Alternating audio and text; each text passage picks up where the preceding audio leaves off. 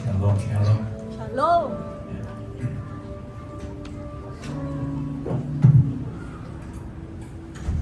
Dan kita ada di hadirat Tuhan. Jadi sudah membuka kita sudah kembali bersama-sama dengan saya dalam kitab Kolose pasal yang ketiga. Kita akan membaca beberapa ayat 5 sampai dengan ayat yang ke-10.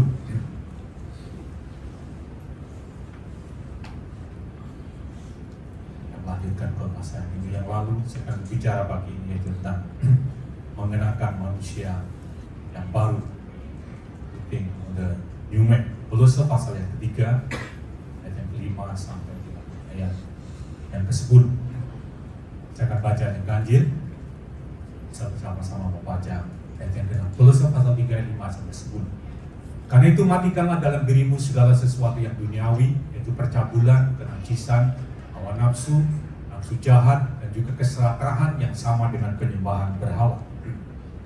Semuanya itu mendatangkan murka Allah atas orang-orang durhaka. Dahulu kamu juga melakukan hal-hal itu ketika kamu hidup di dalamnya. Tapi sekarang buanglah semuanya ini, yaitu marah, geram, kejahatan, fitnah, kata-kata kotor yang keluar dari mulut. Jangan lagi kamu saling mendustai karena kamu telah menanggalkan manusia lama serta kelakuannya. Dan telah mengenakan manusia baru yang terus-menerus diperbaharui untuk memperoleh pengetahuan yang benar menurut gambar kali. Amen. Sering saya pagi ini pada ayat yang ke-10 yaitu mengenakan manusia yang baru yang terus-menerus diperbaharui. Saya akan bicara tentang mengenakan manusia yang baru ini. Tema kita bulan ini adalah Pursuing Holiness, mengejar kekudusan. Dan berkata bahwa tanpa kekudusan tidak ada orang yang akan melihat Tuhan. Sedang mengejar kekudusan itu adalah sesuatu yang sangat penting, sesuatu yang sangat berharga. Minggu lalu saya menjelaskan tentang hubungan atau korelasi antara kekudusan dengan keselamatan. Saya sedikit review. Kekudusan, hubungan minggu lalu saya jelaskan tentang apa hubungannya, korelasinya antara kekudusan dengan keselamatan. Kekudusan dengan keselamatan itu dua hal yang berbeda.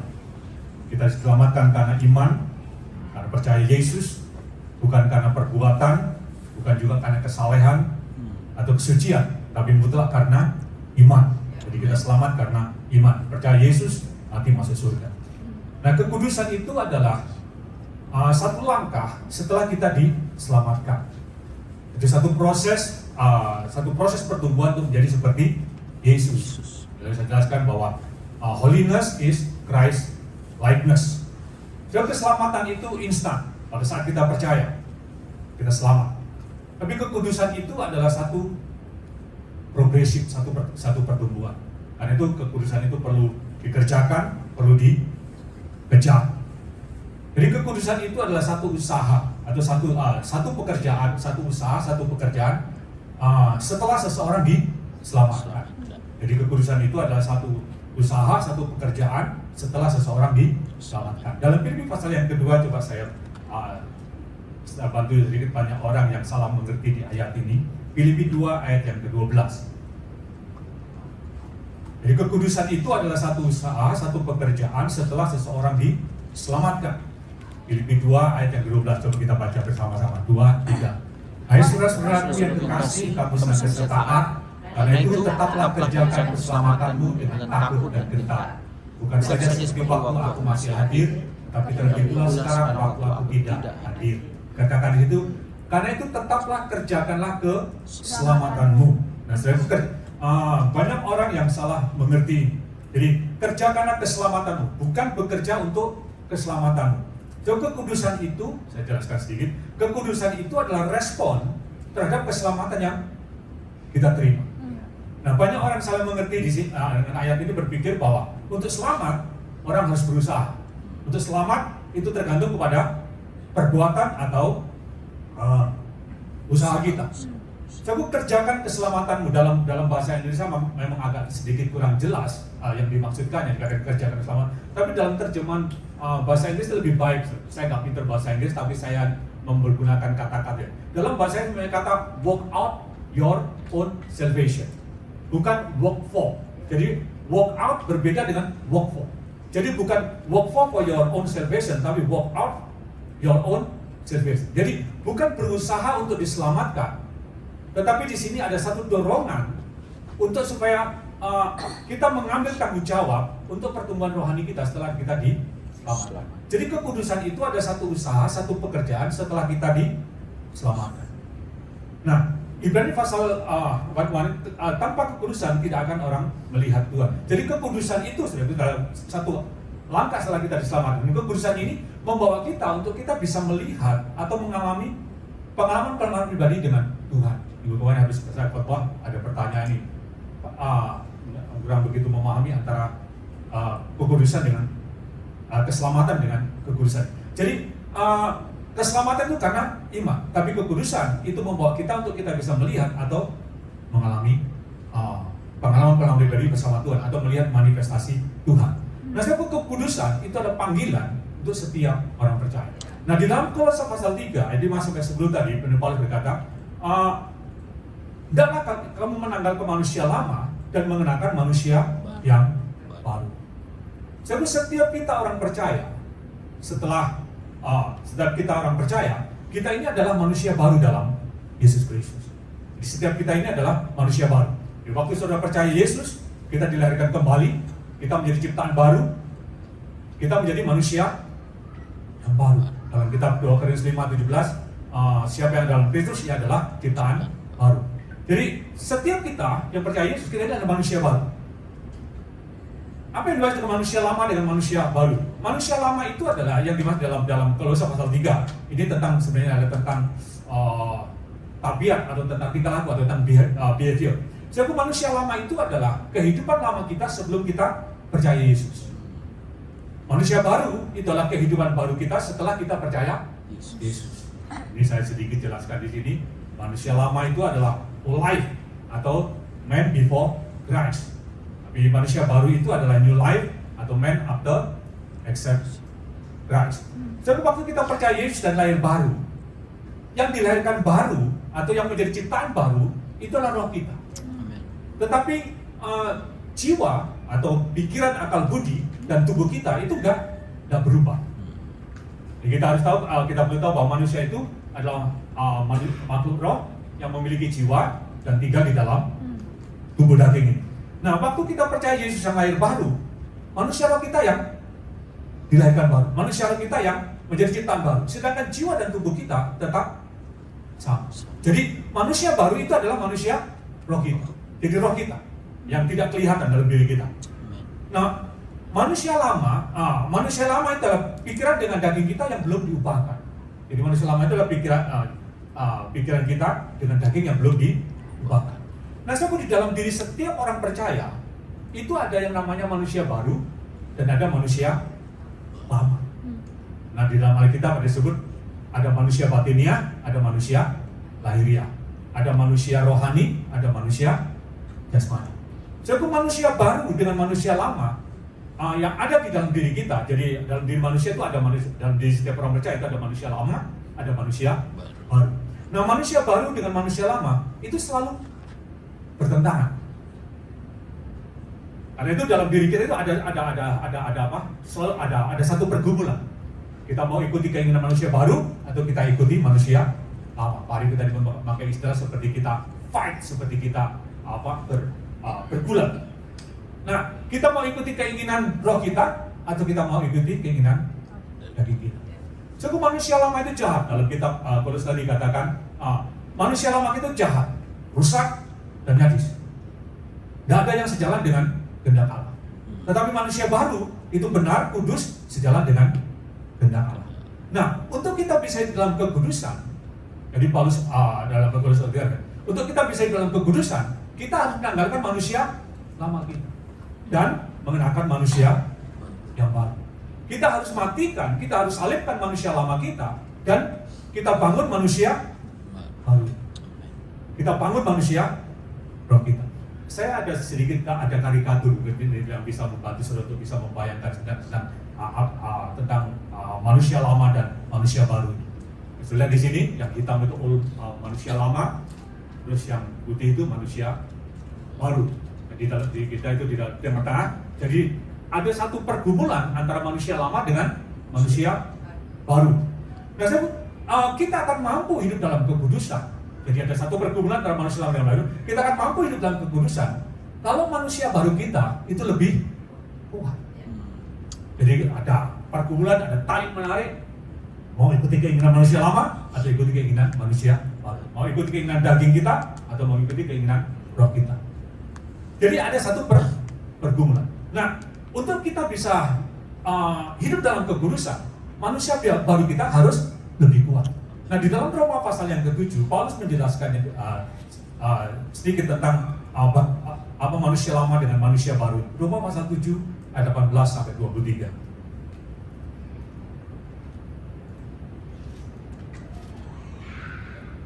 Sahabat yang kenal sudah baca, sudah bisa membantu baca yang ganjil. Sebab aku tahu bahwa di dalam aku, yaitu dalam aku sebagai manusia, tidak ada sesuatu yang baik. Sebab kehendak memang ada di dalam aku, tetapi bukan hal berbuat apa yang baik. Manusia lama. Sebab bukan apa yang aku kehendaki, yaitu yang baik yang aku perbuat, melainkan apa yang tidak aku kehendaki, yaitu yang jahat yang aku perbuat. Jadi aku berbuat apa yang tidak aku kehendaki, maka bukan lagi aku yang memperbuatnya, tetapi dosa yang diam di dalam aku.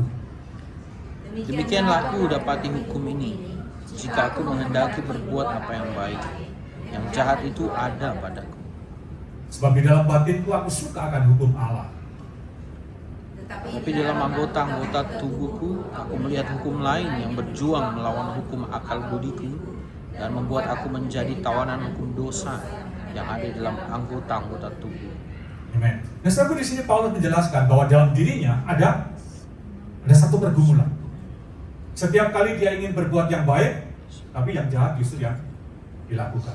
Setiap manusia baru kita atau manusia roh kita itu harus dibangun.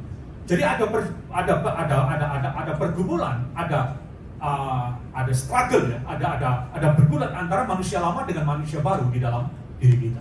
Nah, untuk kita hidup dalam kekudusan, maka manusia baru kita itu harus dibangun, harus lebih kuat. Jadi kalau manusia baru kita kuat, maka kita akan mampu untuk hidup di dalam kekudusan. Jadi manusia baru kita, manusia roh kita itu harus dibangun, harus dibaharui secara terus menerus. Nah, itu Paulus berkata, tanggalkanlah manusia yang lama, kenakan manusia yang baru yang dibaharui secara terus menerus. Jadi manusia roh kita atau manusia baru kita atau manusia batiniah kita itu yang harus dibangun, itu yang harus ditumbuhkan, itu yang harus grow. Nah, bagaimana kita bisa membangun manusia roh kita ini? Bagaimana kita bisa membangun manusia baru yang di dalam diri kita? Bagaimana supaya roh kita itu manusia roh kita lebih kuat daripada manusia lama kita? Satu cara untuk membangun manusia roh kita itu hanya ada satu cara, yaitu dengan memberi makan dengan firman Allah. Dalam Matius pasal yang keempat, Yesus berkata begini, manusia itu hidup bukan hanya dari roti saja, tapi dari setiap firman yang keluar dari mulut Allah. Jadi untuk membangun manusia roh kita harus memberi makan roh kita dengan firman Allah. Nah, ada orang yang sharing di sini ceritakan tentang satu ilustrasi dalam diri seseorang itu digambarkan ada dua ekor anjing putih dengan anjing hitam yang selalu berkelahi. Bagaimana supaya anjing putih itu yang dikatakan anjing hitam yang selalu menang? Bagaimana supaya anjing putih itu menang? Cara satu-satunya adalah kasih makan anjing yang putih supaya menang terhadap anjing yang hitam. Nah, saudaraku, jadi untuk manusia roh kita itu bisa menang, maka kita harus memberi makan manusia roh kita. Nah, firman Allah itu adalah makanan untuk membangun roh kita.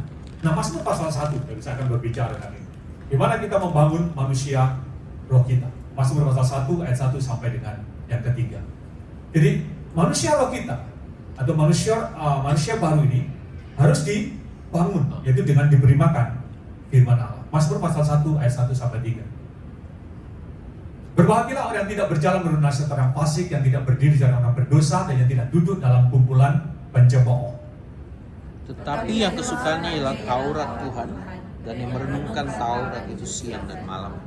Yang ketiga kita baca bersama-sama 2, 3. Ia seperti pohon yang ditanam di tepi aliran air, yang menghasilkan buahnya pada musimnya, dan yang tidak layak daunnya, apa saja yang diperbuatnya berhasil. Jadi mereka yang kesukaannya adalah merenungkan Taurat, mereka yang kesukaan adalah firman Tuhan dan merenungkan siang malam. Mereka seperti pohon yang ditanam di tepi aliran air. Jadi bagaimana kita membangun manusia baru kita? Tapi yang pertama, di sini katakan itu mereka yang suka firman dan yang merenungkannya siang dan malam. Jadi untuk membangun manusia kita beri makan firman Allah. Nah, dalam Mazmur pasal 1 dikatakan mereka yang kesukaannya adalah firman Tuhan. Jadi yang pertama, saudara, untuk kita membangun manusia itu, yang pertama adalah delight in the word of God. Jadi suka dengan firman Allah.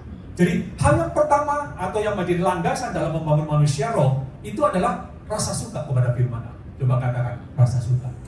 Jadi suka kepada firman Allah. Perkataan suka dalam bahasa Jawa mereka kata haifet. Haifet ini terjemahkan adalah delight, desire, atau completely available thing. Jadi di situ adalah satu kesukaan, satu kerinduan, atau menganggap sebagai sesuatu yang sangat berharga. So kita akan suka, akan rindu terhadap firman Allah kalau kita bisa melihat firman sebagai sesuatu yang berharga. Jadi suka firman Tuhan. Waktu saya bertobat dan lahir baru usia 17 tahun, waktu masih SMA kelas 2, saya bertobat dan lahir baru. Waktu saya bertobat lahir baru pertama kali, saya suka sekali dengan firman Tuhan. Saya bertobat di gereja Pantekosta di Indonesia. Sebelumnya saya dari GKJW, saya lahir baru di gereja Pantekosta di Indonesia. Jadi waktu saya lahir baru usia 17 tahun, saya sangat suka dengan firman Tuhan. Saya suka baca firman Tuhan setiap hari. Saya pergi ke gereja itu, saya pergi ke gereja karena ingin mendengar firman Tuhan hampir setiap hari. Tetapi di GBD itu dari Minggu sampai hari Sabtu itu tidak ada gereja, itu tidak ada acara gereja, itu hanya hari Senin.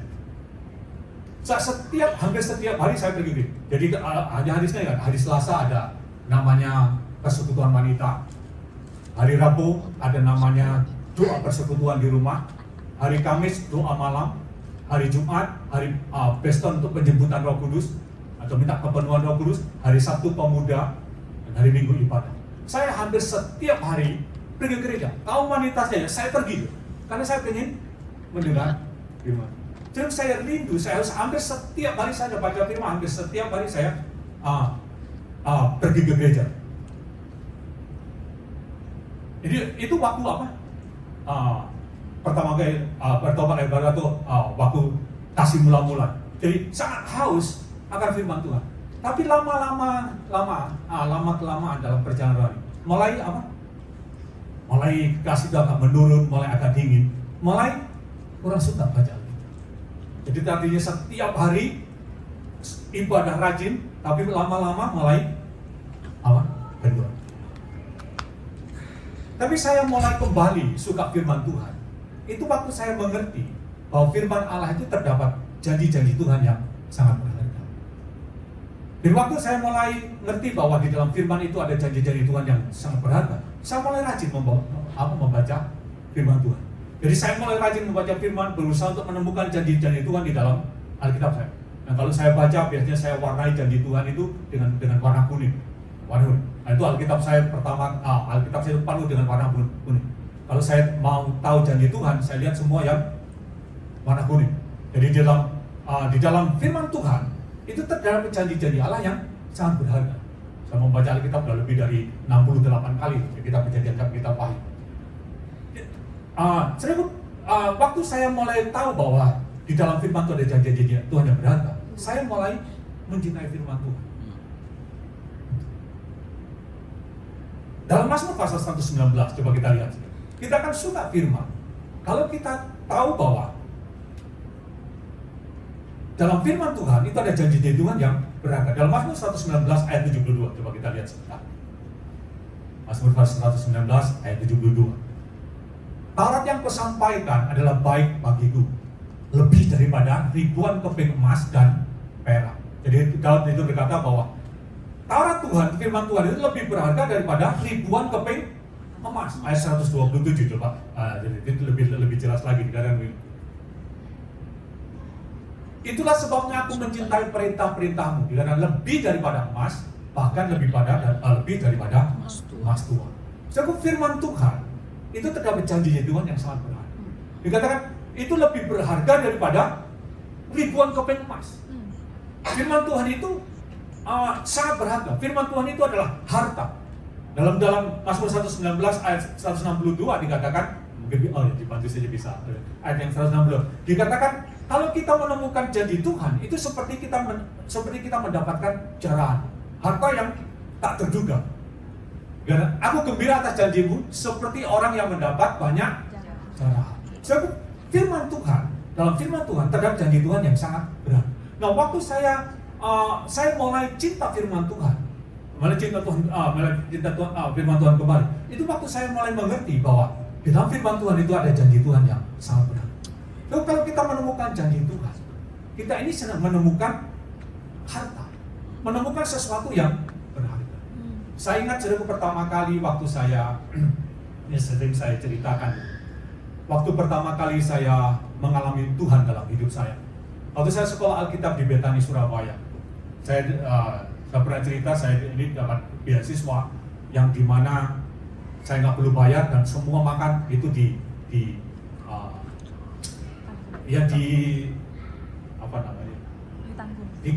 cover semua, ya ditanggung semua. Nah, waktu tahun kedua saya pernah mengalami masa-masa yang sulit ketika dirubah polisinya itu oleh istrinya Pak Alek waktu itu. Karena kadang-kadang waktu dikasih makan, karena ada komsel, ada family altar, jadi kadang-kadang waktu pulang itu makanan yang disediakan itu nggak kemakan. Jadi istrinya Pak Alek ngamuk tuh, ada makanan dikasih tapi nggak dimakan. Akhirnya diputuskan udah mereka nggak usah dikasih makan lagi. Wah, saya kena imbasnya. Jadi saya mengalami masa-masa sulit nggak bisa makan. Itu bukan 1 hari, 2 hari, tapi cukup lama saya mengalami masa-masa yang sulit. Tapi suatu ketika, saya menemukan janji Tuhan. Itu semua saudara hafal ayat itu. Mazmur pasal 23. Yang berkata begini, Tuhan gembalaku takkan kekurangan. Saya sering membaca ayat ini, tapi waktu itu saudaraku, waktu saya membaca itu saya temukan seperti emas. Ini sesuatu yang berharga. Itu melompat dalam diri saya. Tuhan gembalaku takkan kekurangan. Itu apa yang saya lakukan, saudaraku? Waktu saya mengalami masa-masa sulit, tidak bisa makan. Kalau air saudaraku banyak di Surabaya, tinggal ambil, rebus, minum. Tapi makan itu belum make it. Saya kadang-kadang makan, itu bukan 1 hari, 2 hari nggak makan. Saya bisa 3 hari, 4 hari nggak makan. Saya biasanya saya nggak pernah melakukan puasa karena terpaksa. Jadi karena nggak bisa makan, jadi lebih baik puasa. Enggak. Kalau saya nggak bisa makan, ya memang nggak bisa makan. Nggak pernah puasa terpaksa. Terus kadang-kadang saya hanya makan kadang dalam 1 minggu. Itu hanya makan hari Rabu. Saya masih ingat sampai sekarang. Itu hanya hari Rabu saya makan karena apa? Ada family altar. Jadi ada pesta keluarga. Itu biasanya pergi ke rumahnya 1 orang, terus di sana makan. Kalau family altar saya rajin gitu, karena pasti ada makanan. Jadi saya kadang 1 minggu bisa makan cuma 1 kali. Nah, waktu saya menemukan janji Tuhan itu, saya mulai declare firman Tuhan. Tuhan gembalaku takkan kekurangan. Saya sambung dengan Matius pasal yang ke-6, burung pipit saya Tuhan pelihara, bunga bakung saya Tuhan hiasi, saya anak Tuhan, Tuhan pasti pelihara saya. Saya percaya hari ini saya makan. Terus saya setiap hari, saya biasa bangun pagi, saya jam 2 pagi saya bangun, saya doa 3-4 jam, habis saya doa, saya jalan keliling di gereja Manyar Sindaru sana, belum Nginden loh, kalau Nginden terlalu besar, Manyar Sindaru waktu itu, saya keliling di sana, setiap hari saya mulai deklarasi pengadaan pengakuan itu. Tuhan gembalaku takkan kekurangan aku. Burung pipit Tuhan pelihara, bunga bakung Tuhan hiasi. Saya anak Allah, Tuhan pelihara saya. Hari ini saya makan. Saya lompat, saya berkata, makan hari ini. Itu saya lakukan setiap hari. Dan hari pertama, tidak makan juga. Hari kedua, hal yang sama saya lakukan yang sama. Tidak makan juga. Hari ketiga, tidak makan. Di suatu hari, saudaraku, firman Allah itu hidup dalam diri. Hari saya buat satu waktu habis doa pagi, habis pengakuan iman, saya hari itu yakin betul bahwa hari itu saya makan. Jadi seperti ada satu percikan api dalam roh saya itu. Hari ini saya makan, itu yakin betul hari itu Pak. Itu apa yang terjadi?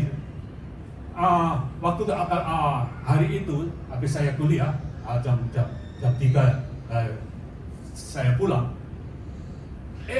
Sesuatu terjadi. Di sebelah saya itu ada satu orang bapak itu yang ditanggung diakoni ya. Jadi di asrama itu ada sebelah saya itu ada orang diakoni yang ditanggung gereja.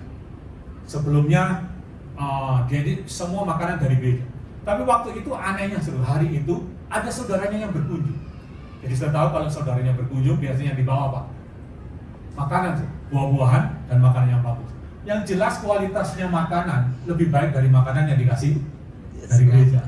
Betul apa yang dilakukan oleh bapak ini? Dia karena makanan itu banyak, waktu saya pulang dia melihat saya, dia panggil saya, hari ke sini. Terus kemudian, ya om, apa? Ini ada makanan, kamu makan. Wah saya dapat makanan itu. Saya senang sekali hari itu saya makan. Saya itu berlangsung bukan 1-2 hari, berlangsung cukup lama. Saya ingat waktu itu seperti jaga Sarfat yang pelihara Elia. Hari itu saya bisa makan. Jadi semenjak itu saya percaya bahwa Tuhan Gembalaku takkan kekurangan. Dari situ iman saya mulai bertumbuh. Saya yakin sekali tentang bahwa Tuhan itu memenuhi kebutuhan saya. Jadi dari nggak bisa makan, saya bisa makan. Mulai iman saya tumbuh dari iman kepada iman, dari iman kepada iman. Nah, saudaraku, firman Tuhan itu adalah sangat berharga.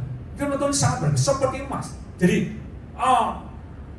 kalau kita mengerti bahwa firman Tuhan itu sangat berharga, maka kita akan suka firman Tuhan. Jadi yang pertama, delight in the word.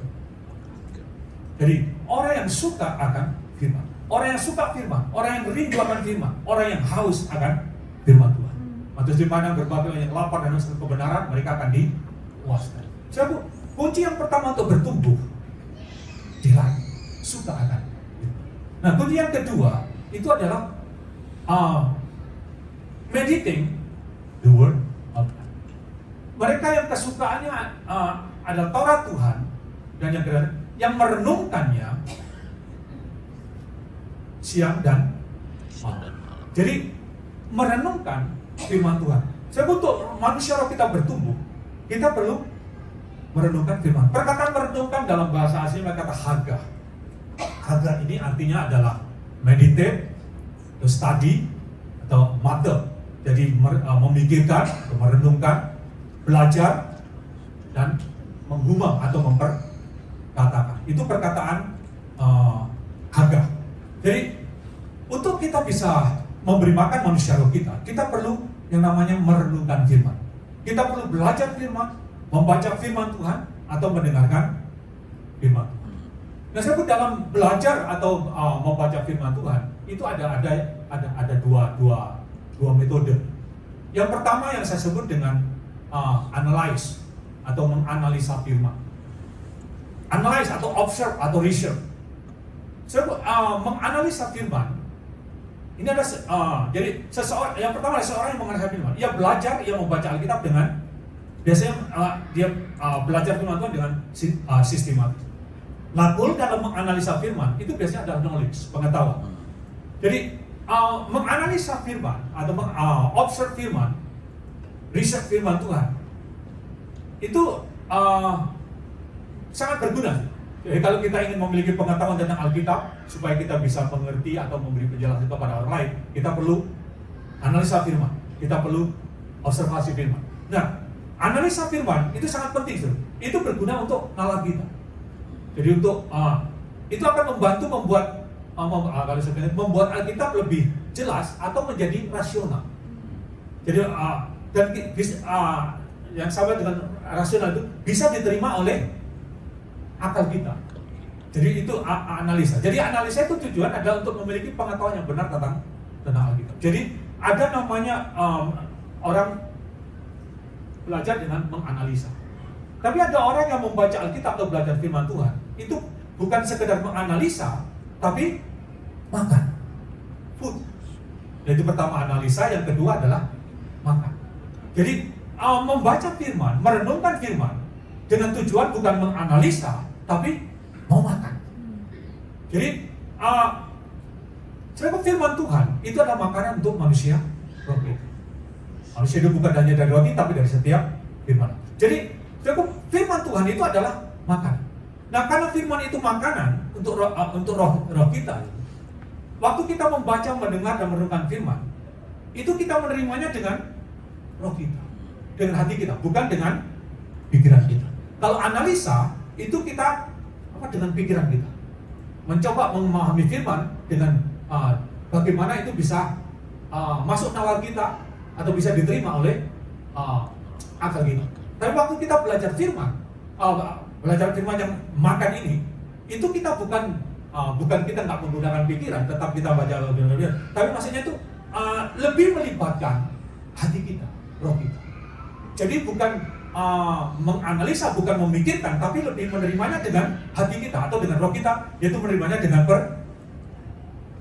Jadi karena itu sangat penting waktu kita membaca firman atau mendengar firman Tuhan, itu menerimanya dengan percaya, bukan dengan pikiran. Jadi dengan percaya. Jadi kita setuju atau kita mengaminkan firman. Jadi waktu saudara membaca atau mendengar firman Tuhan, belajar untuk menerima firman Tuhan dengan percaya. Bukan saudara menerima firman Tuhan dengan percaya, bukan dengan pikiran kita, bukan dengan prejudis, bukan dengan ada keraguan-keraguan gitu. Tapi kita menerima dengan percaya. Saya waktu saya menerima dengan percaya, setiap kali saya mendengar firman Tuhan, karena saya mau makan, saya percaya, saya setuju. Waktu saya menerima dengan percaya, itu seperti magnet yang menarik firman Tuhan dan untuk memasukkannya ke dalam roh kita. Dalam Ibrani pasal 4, coba saja. Banyak orang nggak bertumbuh di dalam membaca firman Tuhan atau mendengarkan firman Tuhan karena menerima firman itu dengan pikiran, bukan dengan hati. Menerima Tuhan itu untuk kita firman Tuhan masuk, perlu menerima Tuhan firman Tuhan itu dengan percaya. Coba kita lihat Ibrani 4 ayat yang kedua. Firman itu hanya akan tertanam, hanya akan bertumbuh kalau itu kita terima dengan iman. Kita baca bersama-sama 2, 3. Karena kepada kita diberitakan juga kabar kesukaan sama seperti kepada mereka. Tapi firman pemberitaan itu tidak berguna bagi mereka karena tidak bertumbuh bersama-sama oleh iman dengan mereka yang mendengar. Jadi firman itu hanya bisa tertanam dalam hati kita, bisa masuk ke dalam roh kita kalau kita menerima firman Tuhan itu dengan Jadi analisa terima firman Tuhan dengan pikiran kita. Tapi kalau kita makan, kita terima firman Tuhan dengan apa? Hati kita, dengan roh kita. Saya percaya, saya setuju dengan firman. Jadi waktu saudara menerima dengan percaya, maka firman itu akan bertumbuh di dalam hati kita. Jadi kalau kita mendengarkan firman Tuhan, membaca firman Tuhan dengan percaya, itu akan bertumbuh. Saudara, kadang-kadang waktu saudara membaca firman Tuhan atau mendengarkan firman Tuhan, ada sesuatu yang tidak cocok dengan pikiran kita. Atau mungkin dalam pikiran saudara, ini udah nggak relevan. Coba kalau saudara menemukan firman Tuhan yang nggak cocok dengan pikiran saudara mungkin nggak setuju, atau dalam pikiran saudara nggak relevan. Itu tidak berarti bahwa firman itu salah, atau firman Tuhan itu ada kekeliruan. Dalam Yohanes pasal 17, disebut bahwa firman Tuhan itu adalah kebenaran. Kebenaran itu artinya nggak ada yang salah. Tidak ada kecurangan, tidak ada kebohongan. Perkataan Yohanes pasal juga mungkin bisa dibantu. Perkataan Yohanes pasal 17 yang dipakai kebenaran itu adalah aletheia. Mungkin perkataan aletheia itu adalah disebut dalam kebenaran, firman oleh kebenaran. Perkataan aletheia itu disebut a truth in the reality, in fact, atau certain. Itu perkataan kebenaran. Jadi firman Tuhan adalah kebenaran. Dia benar, sungguh-sungguh demikian, fakta, dan sungguh-sungguh seperti itu. Itu firman Tuhan. Jadi, firman Tuhan itu, kalau kita menemukan yang tidak cocok dengan pikiran kita, atau kita nggak setuju, bukan berarti ada yang salah dengan firman Tuhan, atau ada yang keliru firman Tuhan. Firman Tuhan nggak ada yang keliru, firman Tuhan nggak ada yang salah. Dia adalah kebenaran. Firman Tuhan itu adalah pikirannya Tuhan. Nah, pikiran Tuhan dan jalan Tuhan itu sempurna. Sedangkan pikiran kita itu sudah korup, sudah imperfect. Dalam Yesaya pasal 55 ayat 7-8 dikatakan, pikiranku bukan pikiranmu, jalanku bukan jalan. Nah, jadi kalau kita mendapatkan firman Tuhan yang nggak cocok dengan pikiran kita, yang kita nggak setuju atau nggak relevan, bukan firman Tuhan yang salah, tapi pikiran kita yang belum sampai. Pikiran kita yang belum memahami dengan benar. Dan itu apa yang kita perlu lakukan, saudara? Kita harus tundukkan, taklukkan pikiran kita kepada firman Tuhan. Saya tahu firman Tuhan yang benar. Saya setuju dengan firman Tuhan. Saya percaya kepada firman Tuhan. Jadi waktu saudara percaya, saudara setuju dengan firman Tuhan, firman Tuhan itu akan tertanam di dalam hati kita. Jadi waktu kita mendengar firman Tuhan, saudara, sangat penting. Terima firman dengan percaya. Terima dengan hati. Terima dengan roh saudara. Setuju dan aminkan firman Tuhan. Dan 2 Korintus pasal 1:20, itulah sebabnya aku berkata amin untuk memuliakan Tuhan. Sebab orang ada kepercayaan yang lain. Kalau saya dulu pernah, karena saya di kampung, saya sering ikut kenduri. Tahu kenduri? Saya di kampung sering ikut kenduri begitu. Kalau ikut kenduri kan dibacakan gitu, yang saya nggak ngerti itu bacaannya. Dibacakan itu terus kita hanya ngomong Pak, amin, amin, amin. Padahal nggak ngerti tapi berkata amin, amin. Amin artinya setuju, benar. Itu nggak ngerti aja mengaminkan. Kita ini kan, kenapa mereka setuju? Jadi waktu saya mendengarkan firman Tuhan, yang kita perlu lakukan adalah saya percaya, saya setuju dengan firman Tuhan benar. Tidak ada yang salah, tidak ada kecurangan, tidak ada kebohongan. Firman Tuhan benar.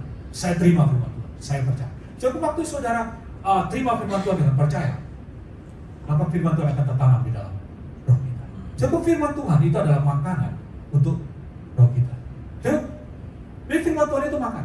Nah, karena firman Tuhan itu makan, jadi kita perlu kasih makan roh kita itu dengan reguler. Dalam kitab Yosua pasal 1 dikatakan renungkan firman Tuhan itu siang dan malam. Jadi orang yang kesukaannya adalah merenungkan firman Tuhan siang dan malam. Jadi untuk manusia roh kita tumbuh harus kita kasih makan. Tubuh kita untuk kita tumbuh atau untuk menjadi kuat, kita perlu kasih makan. Bahkan kita kasih makan 3 kali, benar kan? Sekarang saya kurangi dulu, pagi coba untuk nggak makan nasi, istri saya paksa makan tapi curi-curi sama makan nasi juga. Kita makan 3 kali. Ada orang yang makan sampai 5 kali, ya kan? Dan yang orang saya dulu waktu di Malaysia makan 5 kali. Pagi, breakfast, lunch, tea time, dinner, supper. 5 kali. Sebab tubuh kita makan setiap hari 3 kali sampai 5 kali. Nah, manusia roh kita juga perlu bertumbuh. Kita perlu setiap. Jadi jangan hanya kasih makan roh kita itu hanya 1 kali 1 minggu, minta maaf. Sering kali kita itu kasih makan roh kita hanya 1 kali 1 minggu. Kadang-kadang lewat lagi 2 minggu sekali. Yang lebih parah lagi 2 kali 1 tahun. Paskah sama Natal. Itu dulu waktu saya di PKJW, hanya datangnya Paskah sama Natal. Dan setiap hari kita perlu merenungkan firman. Saya pemakan firman Tuhan itu membawa pertumbuhan kepada manusia. Dan dalam kitab Mazmur dikatakan seperti pohon yang tumbuh dengan subur. Daunnya tidak layu dan menghasilkan buahnya pada musim. Ada 3 hal yang kita dapatkan waktu kita membacakan firman Tuhan. Yang pertama adalah roh kita akan menjadi kuat, strength, spirit. Jadi firman Allah itu makan ke roh kita. Nah, kalau roh kita terus kita beri makan dengan firman, maka roh kita akan bertumbuh menjadi kuat. Waktu saudara lahir baru, saudara adalah baby rohani. Untuk baby itu bertumbuh, baby perlu makan. Nah, seorang yang rohnya kuat, kalau kita kasih makan dengan firman roh kita, seorang yang rohnya kuat, maka ia akan kuat terhadap godaan atau tantangan. Sebenarnya kita perlu sadar betul bahwa nggak ada seorang pun yang terlepas atau bebas dari yang namanya godaan. Nggak ada seorang pun yang kebal terhadap godaan. Yesus sendiri saja waktu di bumi, waktu jadi manusia, dia dicobai. Apalagi kita. Lalu setiap kita akan hadapi yang namanya godaan atau cobaan. Godaan itu ada 2 hal. Yaitu yang datangnya, yang pertama melalui keinginan daging, yang kedua itu pekerjaan daripada si jahat. Jadi daging kita, ke manusia lama kita, dan dari si jahat yang masuk melalui pikiran kita. Kalau roh kita lemah, roh kita nggak kuat, kita bisa kalah dengan godaan.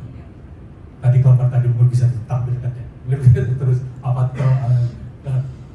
Jadi ada roh tuh, ada pergumulan, ada perjuangan, ada fight antara manusia lama dengan manusia baru. Jadi kalau manusia roh kita atau manusia baru ini lemah, maka manusia lama lebih kuat. Tapi kalau manusia baru kita yang kuat, maka manusia baru kita yang akan menang. Jadi kalau roh kita lemah, kita bisa kalah dengan godaan. Dalam kitab Kejadian pasal 4, Tuhan pernah berbicara kepada Kain. Coba Kejadian pasal 4 ayat 6 sampai 7. Dikatakan demikian, dosa itu sudah mengintip di muka bumi, tapi kamu harus menguasai. Kejadian pasal 4 ayat 6 dan 7. Kejadian pasal 4 ayat 6. Firman Tuhan kepada Kain, mengapa hatimu panas dan mukamu muram? Apakah mukamu akan tidak lebih sedih jika kau berbuat baik? Tapi jika kau tidak berbuat baik, dosa sudah mengintip di depan pintu. Dia sangat menggoda engkau, tetapi engkau harus berkuasa atasnya. Ya. Jadi dosa sudah mengintip di depan pintu, ya sangat menggoda engkau, tapi engkau harus berkuasa atasnya. Saudara, manusia roh kita harus kuat. Kenapa orang Kristen, orang percaya bisa jatuh bangun dalam dosa? Karena manusia barunya lemah. Manusia lamanya lebih kuat. Jadi roh kita harus dibangun, harus diberi makan firman Tuhan. Jadi Yesus bisa menang mengatasi cobaan karena dia punya firman, dia memiliki firman. Jadi kita harus beri makan manusia baru kita dengan firman Tuhan setiap hari. Jadi yang pertama, waktu saudara kasih makan, roh kita akan menjadi kuat. Yang kedua, saya sebut di sini adalah sound mind atau pikiran yang tenang, atau saya akan bilang adalah ketenangan rohani. Mereka yang kesukaannya adalah Torah Tuhan, mereka akan tumbuh subur seperti pohon di tangan tepi air. Dan dikatakan daunnya tidak layu dan dia akan berbuah pada musim. Daunnya nggak layu, dia nggak layu karena apa? Panas terik matahari. Jadi orang yang rohnya kuat, tidak takut hadapi yang namanya pencobaan. Bisa tetap tenang. Jadi waktu kita memberi makan manusia roh kita dengan firman, roh kita akan menjadi kuat, terus iman kita juga akan bertumbuh. Dalam Roma pasal yang dikatakan iman timbul dari pendengaran dan pendengaran akan firman Kristus. Jadi iman itu timbul dari pendengaran. Jadi waktu kita memberi makan firman roh saudara kepada dengan firman Tuhan, maka roh saudara akan tumbuh kuat dan iman saudara akan muncul. Nah, kalau iman kita kuat, kita nggak akan khawatir, kita nggak akan takut saat menghadapi masalah yang terjadi dalam kehidupan kita. Jadi akan ada ketenangan rohani. Jadi ketenangan ini seperti kalau saya bilang itu bukan pikiran yang sebenarnya bukan pikirannya yang, tapi sebenarnya rohnya yang menguasai pikirannya. Jadi kalem gitu, tenang gitu. Jadi roh itu ada ketenangan, ada damai dalam roh kita. Itu yang membuat kita tuh nggak khawatir. Itu perkataan sound mind. Tadi kan Paulus berkata biarlah damai sejahtera itu menguasai menjaga hati dan pikiran kamu. Jadi menguasai pikiran dan hati kita. Jadi kalau roh kita kuat, iman kita kuat, kita akan tetap tenang waktu kita menghadapi. Dalam kitab 2 Timotius 1 ayat 7, coba kita lihat di situ dikatakan, Tuhan memberi kita bukan roh ketakutan, tapi kasih dan ketenangan. Perkataan ketenangan sebab Allah memberikan kepada kita bukan roh ketakutan, melainkan roh yang memberi kekuatan, kasih dan ketertiban. Perkataan ketertiban adalah sound mind, ketenangan. Jadi roh yang tenang, pikiran yang tenang, atau roh yang tenang. Nah, setiap kalau iman kita kuat, kita akan memberi ketenangan rohani. Jadi tidak takut dengan tidak ada kekhawatiran, tidak ada ketakutan. Kita bisa tetap tenang. Kalau saya bisa menggambarkan seorang yang punya ketenangan rohani itu seperti saya pernah dengar kisah waktu perahu murid-murid Tuhan diterpa oleh badai. Dikatakan perahu mereka diterpa oleh badai, bahkan hampir tenggelam. Tapi di sana ada satu pribadi yang dikatakan, sekalipun ada badai, dia bisa tidur. Tenang, dia nggak tahu. Waktu murid-murid Tuhan pada ketakutan, mereka bangunkan Yesus, guru-guru, kita sedang dalam bahaya. Tapi apa yang dijawab itu? Kenapa kamu takut? Kenapa kamu gak percaya? Tapi Yesus tenang menghadapi bahaya. Sebenarnya itu bukan apa kemampuan untuk kita menguasai pikiran, tapi roh kita yang apa? Membuat tenang pikiran kita. Ada damai sejahtera, ada ketenangan yang luar biasa dalam diri kita, yang kita mampu overcome terhadap kekhawatiran atau ketakutan yang menguasai diri kita. Jadi yang kedua, memberikan pikiran yang tenang. Kenapa orang itu takut? Takut itu karena apa? Karena kurang percaya. Takut itu karena apa? Lemah imannya.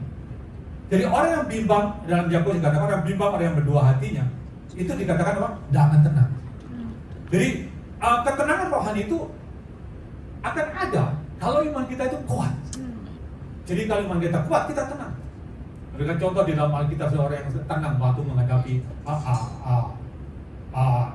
ada situasi yang kacau, yang menakutkan, tapi dia tetap tenang. Teman-teman mendengar Elisa waktu dikepung oleh tentara Aram.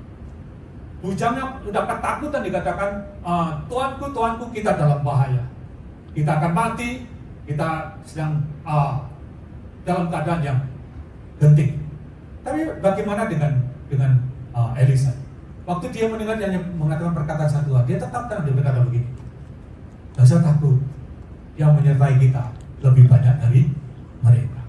Itu orang yang punya ketenangan, tetap tenang. Ada masalah, bisa kau, Tuhan bersama saya. Tuhan pasti tolong saya. Saya nggak sendiri, Tuhan pasti tolong saya. Jadi itu kalau orang punya apa? Ketenangan. Jadi ini ketenangan hanya muncul kalau saudara roh saudara kuat. Kalau iman kita ada di dalam diri kita. Jadi Elisa tetap tenang. Contoh yang lain lagi, saudara, Sadrak, Mesak, dan Abednego. Waktu dia diperhadapkan kepada perapian yang menyala, dan Raja Nebukadnezar berkata, "Saya kasih kesempatan, kalau kamu sembah patung itu, kamu gak akan saya lemparkan ke perapian yang menyala." Tapi Sadrak, Mesak, dan Abednego, dia jawab dengan tenang. Kalau Tuhan yang saya sembah itu mau menolong saya pasti dilepaskan dari api itu. Saya sekali-kali tidak akan menyembah patung Tuhan. Saudara, orang yang rohnya kuat, ada iman dalam diri, dan takut dengan bahaya. Setelah waktu Sadrak, Mesak, dan Abednego dilemparkan ke dalam perapian yang menyala, ada seseorang yang seperti mukanya seperti dewa yang bersama-sama dengan mereka. Sebab Tuhan di pihak kita, Tuhan bersama kita, Tuhan beserta kita. Dia Bapa kita, Dia sumber kita. Segala sesuatu boleh digoncangkan, tapi kita milik kerajaan Allah, sekali-kali kita tidak akan digoncangkan. Sebab orang yang rohnya kuat, dia tetap tenang, dia tidak takut menghadapi masalah. Sebab ketenangan rohani ini itu adalah kekuatan kita. Jadi ketenangan rohani itu seperti perisai yang bisa memadamkan setiap panah berapi musuh. Lalu setan selalu menyerang dengan kekhawatiran, ketakutan. Tapi waktu selalu punya ketenangan rohani, kalau saudara kuat sebenarnya, itu seperti perisai, seperti situ. Karena itu iman itu gambar seperti apa? Perisai iman. Itu padamkan setiap serangan-serangan setan. Kan setan kan selalu apa? Serang, ketakutan, khawatir. Itu ditanam dalam pikiran. Tapi kalau dari iman, itu kayak dia taktis. Kita bisa tetap tahu. Dan ketenangan rohani itu kekuatan kita. Dalam Yesaya berkata, dalam tinggal tenang itu terletak kekuatan. Tapi yang kedua adalah sound mind. Ada ketenangan rohani, ketenangan dalam pikiran.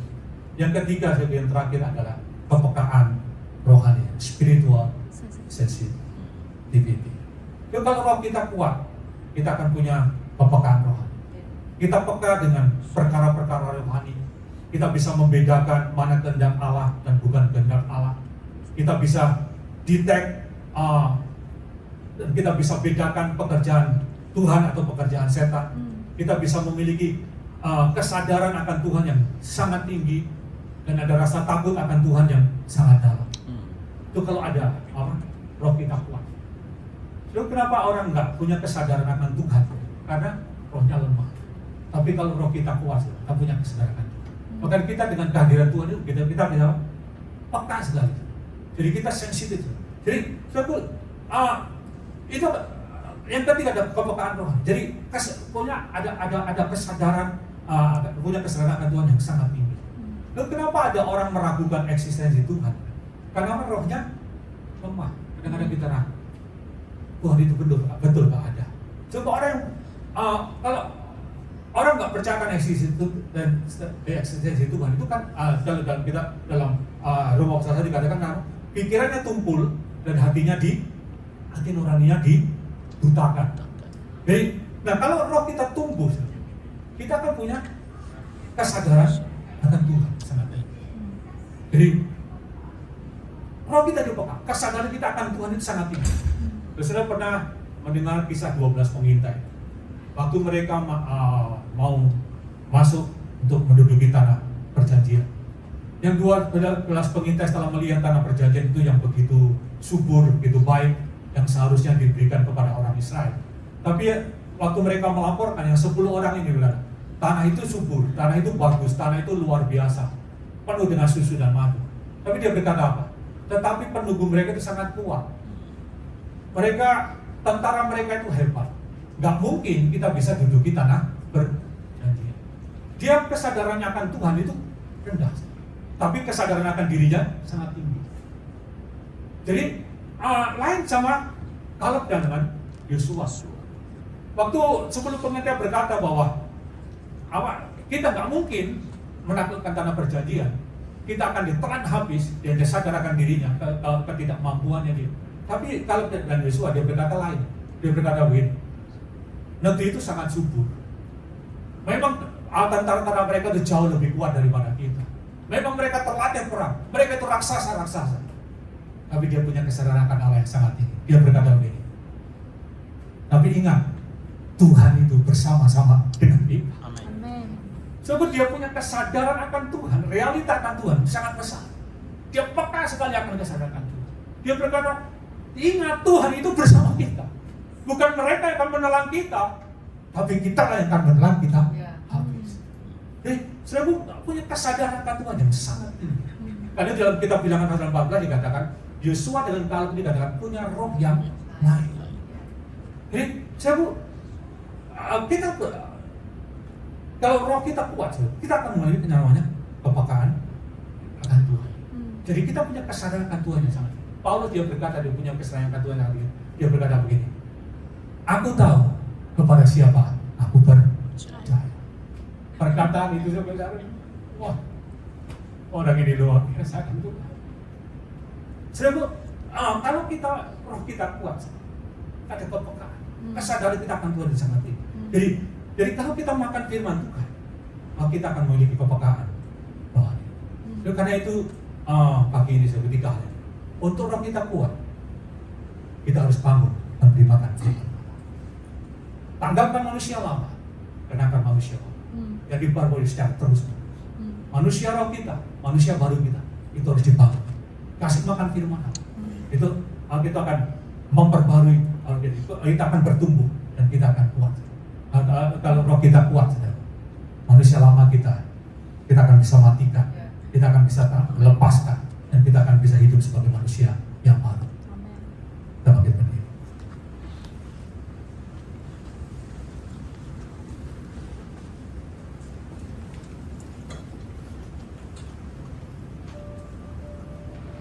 Menyanyikan lagu ini, firman-Mu berkata, Engkau besertaku.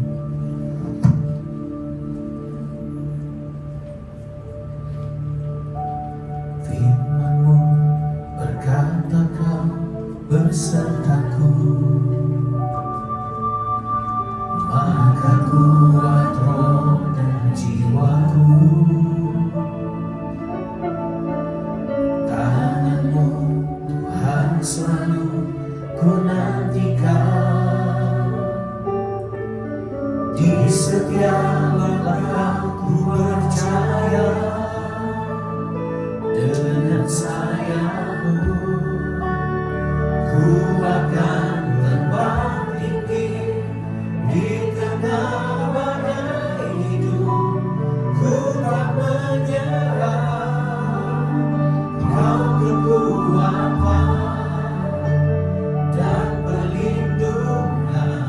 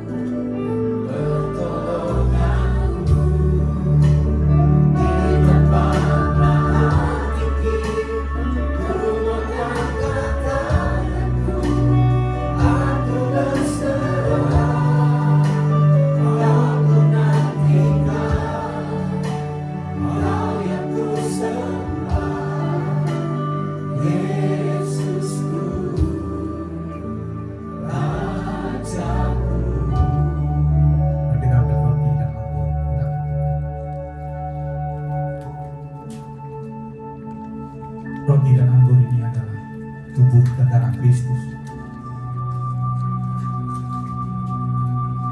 Setiap kali kita mengambil bagian dalam tubuh dan darah Kristus, bila saudara ingatkan kembali akan apa yang Yesus sudah lakukan. Ya Tuhan, Dia yang menjadi manusia, mati dari kayu salib untuk menebus saudara dan saya. Tubuhnya dipecahkan, darahnya dicurahkan, dan dikuburkan pada ketika Dia bangkit kembali. Setiap kita yang percaya kepada Yesus, ditebus, diampuni, dikuduskan, menjadi manusia yang baru dalam Kristus. Roti dan anggur adalah tubuh dan darah Kristus. Kita akan makan, kita akan minum dengan percaya dan dengan pengertian. Kalau saudara mengerti betul bahwa adalah tubuh dan darah Kristus, saudara percaya ada kuasa dalam tubuh dan darah Kristus.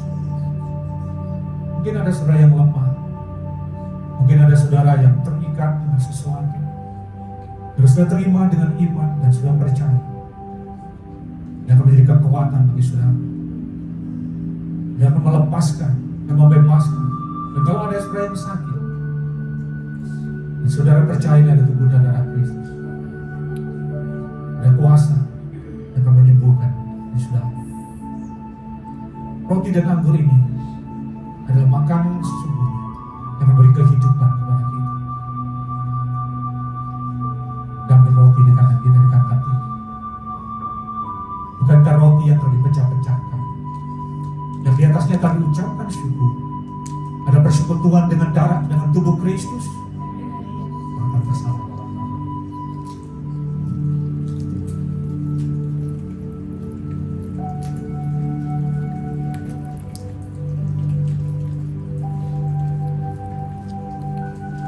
Ambil cawan, kita angkat ini, kita hormati darah Kristus. Cawan perjanjian baru dan telah dimaterai oleh darah Kristus. Cawan ini cawan berkat, ada kuasa dalam darah Kristus.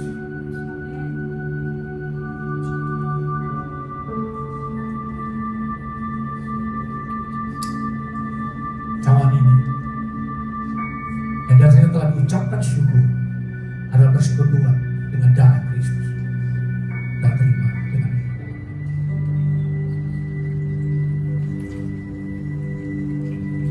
Terima kasih Tuhan untuk tubuh dan darah. Terima kasih untuk penebusan yang menjadikan kami menjadi manusia yang baru.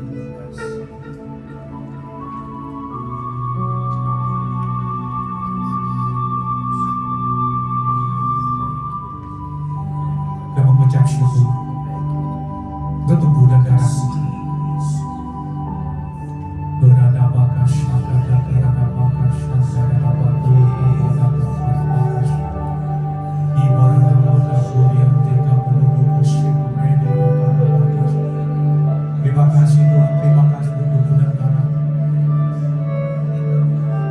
Kami satu dalam Tuhan, bersatu dalam kami Tuhan. Kami satu roh dengan kami.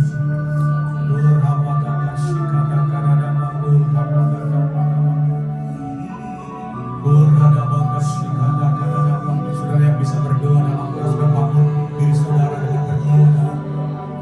Ada bakas syiki pikiran berumur nama dan nasada. Ini kira ada bakas ada di mana bakas ada. Abang bagus beri kita ada bakas. Kira ada bakas ada bakas.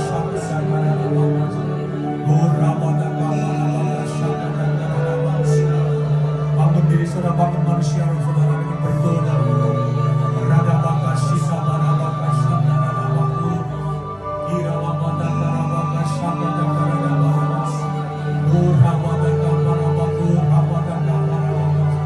Masa mau berdoa dalam profil bisa berdoa dalam berdoa dalam. Rada bakaya ramada bara bakas rada bakas. Kiki rada bara bakas baku ramada bara bakas. Kira lamada bara bakas rada baku.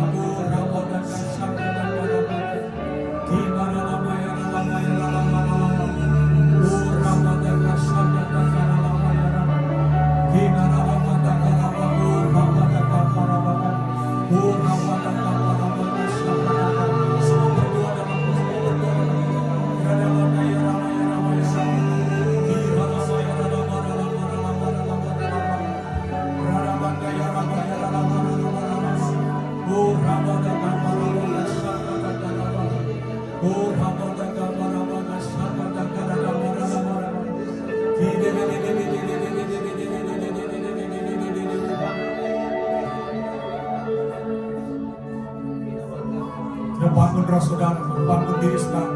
Dengan berdoa dalam roh, bangun diri. Bangun diri. Rabakaya rabaya rabaya rabaya rabaya. Oh rabakaya sakataka rabakaya rabako rabakaya. Hina rabaya rabaya rabaya rabaya. Oh rabakaya rabakaya sakataka rabakaya.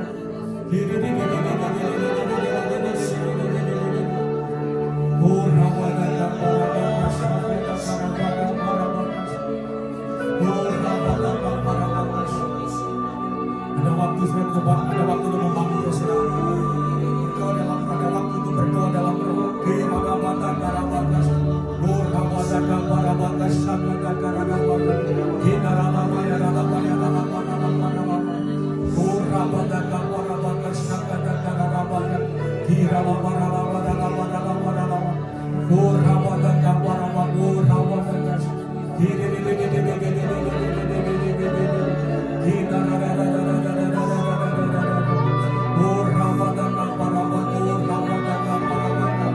Tuhan, Kau menyatakan dirimu Tuhan, Kau mewakilkan dirimu Tuhan. Radabakas sakataka ramamu ramadaka, hiramaka ramaya ramaya ramaya. Murabadaka marabakas sakataka ramamu ramaya. Tuhan, bakar kami, hanguskan kami. Oh, bakar kami Tuhan, api kasih. Radabakaya ramaya. Oh, rabadaka marabaku ramaya. Oh, rabadaka marabakas. Supaya mulai kehilangan kasih yang mulai diingat bangun diri, berdoa dalam roh, bangun diri, memparkan roh yang dalam diri. Oh, rabadaka marabaku rabadaka.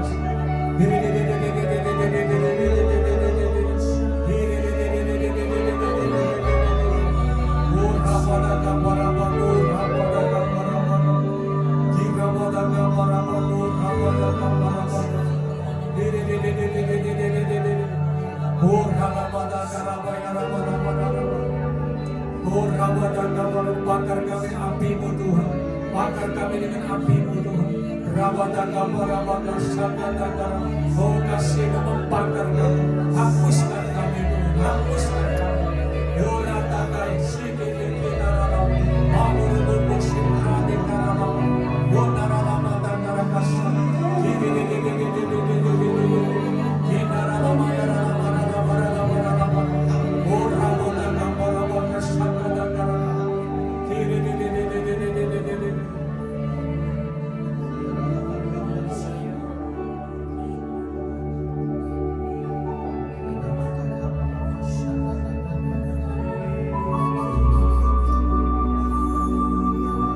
Bawa kami Tuhan, untuk kami terus bertumbuh dari iman kepada iman, dari kekudusan kepada kekudusan, dari kemuliaan kepada kemuliaan.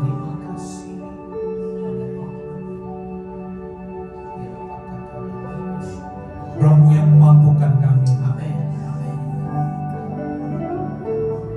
Terima kasih Bapa. Dan berdoa Tuhan setiap kami Tuhan. Tidak satu pun yang mundur, tidak satu pun yang gugur.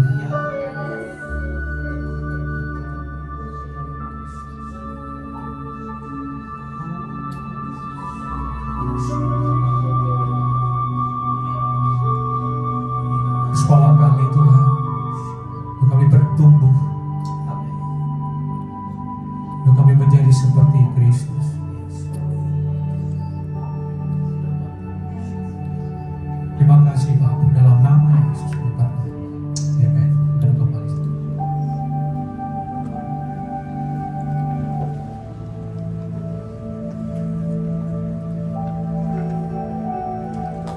Ya, saya keingat tadi waktu dengar khotbah, saya keingat Pastor Konghi dari City Harvest ya. Pada saat dia keluar dari penjara, dia pernah sharing, ada di YouTube ya. Jadi dia pernah sharing kalau dia itu sering ya baca firman karena dia hamba Tuhan ya. Jadi dia sering baca firman. Tapi dia sering baca firman itu untuk persiapan khotbah. Dan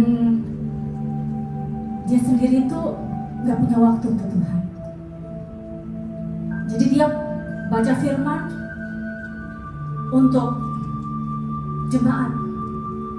Jadi aku tadi waktu keingat itu tiba-tiba aku kepikiran, dia itu kayak koki yang masak tapi dia sendiri gak nyicipin. Dia sendiri gak makan makanan yang dia masak. Dia sendiri gak menghidupi firman itu. Dia itu gak punya waktu untuk Tuhan. Dia sibuk masak, dia sibuk ngulek firman, tapi dia sendiri tidak punya waktu untuk makan. Dan saya waktu itu, tadi saya juga diingatkan, pada saat kita baca firman, mari kita siapkan waktu. Bukan baca firman terus kita kadang-kadang kita baca firman, oh ini cocok nih untuk orang ini nih, ini cocok nih untuk orang ini nih. Tapi kita sendiri nggak pernah proses itu dan mengatakan itu untuk kita. Kita lagi makan, kita lagi persiapan waktu, kita lagi mencari Tuhan. Ya kita mau belajar hari ini, kita diingatkan, kita mau punya waktu untuk baca firman dan kita mau menikmati firman itu untuk kita bertumbuh, untuk menjadi makanan yang bergizi untuk diri kita. Ya kalau kita secara jasmani kita masih hidup sehat, biar kita rohani juga hidup sehat. Amin. Ya kita saatnya akan mempersembahkan yang terbaik untuk Tuhan. Kita membawa persembahan kita, mari kita siapkan hati kita. Bapak kami bersyukur Tuhan, karena Engkau sendiri Tuhan mengerjakan segala sesuatu di atas kayu salib Tuhan. Engkau telah menyelesaikan semuanya di atas kayu salib Tuhan. Dan Engkau sendiri Tuhan tidak pernah tinggalkan kami sendirian. Engkau sendiri memberikan roh-Mu yang hidup dalam setiap hati kami. Dan Engkau juga memberikan kami firman untuk kami hidup di setiap saat. Terima kasih, biarlah hidup kami Tuhan semakin hari semakin mempermuliakan Engkau. Dan biarlah kami hidup dalam roh. Dan bukan cuma dari roh, tapi hidup dalam kebenaran. Terima kasih Tuhan. Saat ini kalau kami membawa persembahan, kami membawa sukacita Tuhan. Kami membawa dengan sukacita Bapa, karena kami tahu apa yang kami miliki Tuhan itu semua dari Tuhan. Thank you Daddy, thank you Father, thank you Holy Spirit. In the name of Jesus, hallelujah. Amen.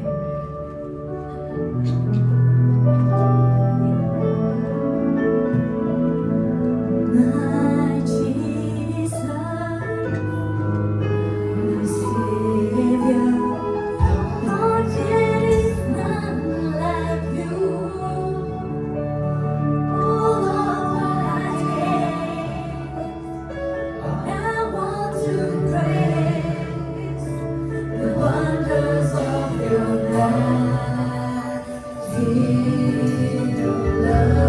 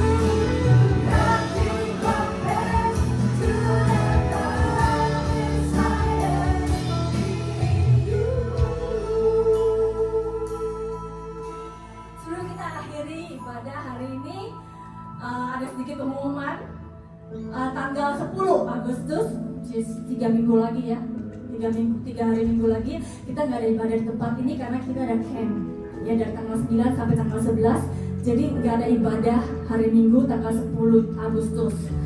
Dan juga ada hari Jumat jam 6.30 ada KM di Ferrer Park di rumahnya Risha. Nah, Risha coba tolong berdiri Risha. Ya, tahu ya. Ya kalau nggak tahu alamatnya di mana bisa tanya Risha ya. Atau tanya kita juga bisa. Kita bisa pergi bareng-bareng juga di mau ketemu di Ferrer Park MRT juga bisa. Kita ketemu bareng-bareng. Ya, itu aja ada 2 pengumuman. Mungkin coba lihat kiri kanannya ada wajah-wajah baru. Ya, nanti kalau pulang kasih salam ya semuanya. Ya, mari kita makin berdiri sama-sama.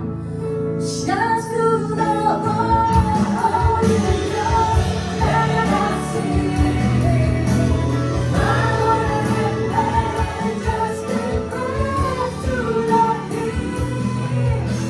Like the love and the sea will roar at the sound of your name.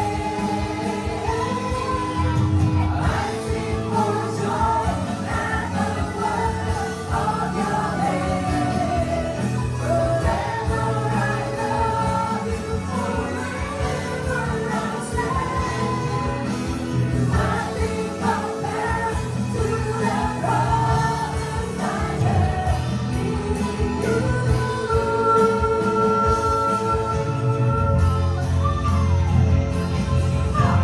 Shout to the Lord, all the earth, let us sing. Power and majesty, praise to the King. Mountains bow down and the seas will roar at the sound of your name.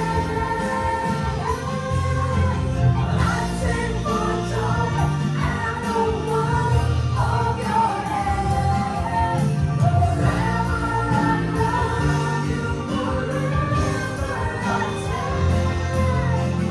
Nothing compares to the promise I have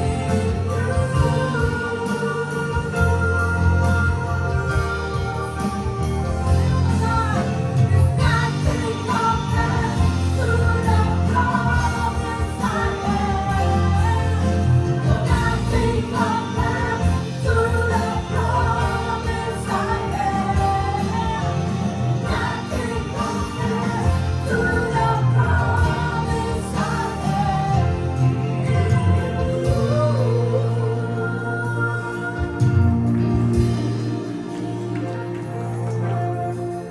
Mereka kedua tangan sudah terima berkat Tuhan. Tuhan memberkati dan melindungi engkau. Tuhan mengarahkan wajahnya kepadamu dan memberi kau kasih karunia. Tuhan menghadapkan wajahnya kepadamu dan memberi engkau damai sejahtera. Diberkati waktu masuk dan diberkati waktu kau keluar. Apa yang kau rancangkan diberkati Tuhan. Kemana kau melangkah diberkati Tuhan. Dan apa yang dikerjakan oleh kedua tanganmu diberkati Tuhan. Tuhan membuat engkau berhasil. Bahkan berkendaraan kau menang mulai saat ini. Bahkan sampai Maranatha. Tuhan datang